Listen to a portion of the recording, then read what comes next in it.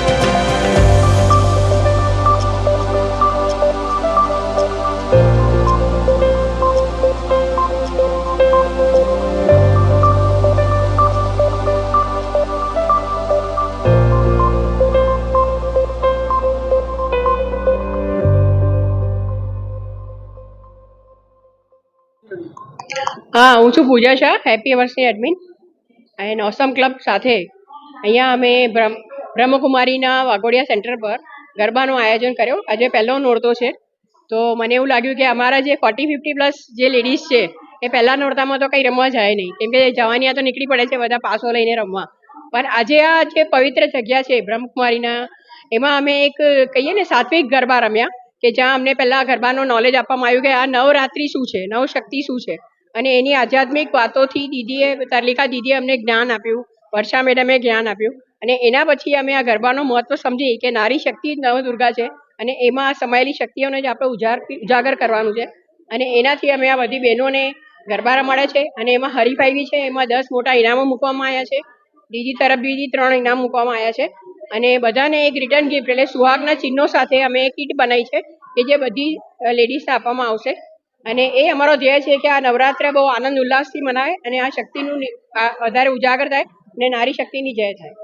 પૂજાબેન શાહ તરફથી happy hours ગ્રુપનું ગરબાનું આયોજન પ્રજાપિતા બ્રહ્મકુમારી સ્ત્રી વિદ્યાલય 32 ચંદ્રનગર સેન્ટર પર આજરોજ રાખવામાં આવ્યું હતું.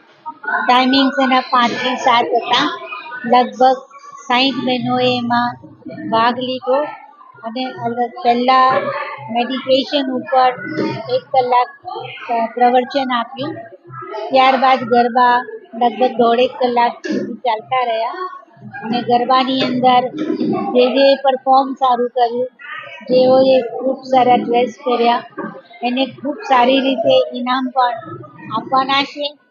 અને એ ઇનામ આપ્યા પછી પણ આ ગ્રુપને આગળ વધુ પ્રોત્સાહિત કરવા માટે ફરીવાર પણ ગરબા અહીંયા કરવામાં આવશે.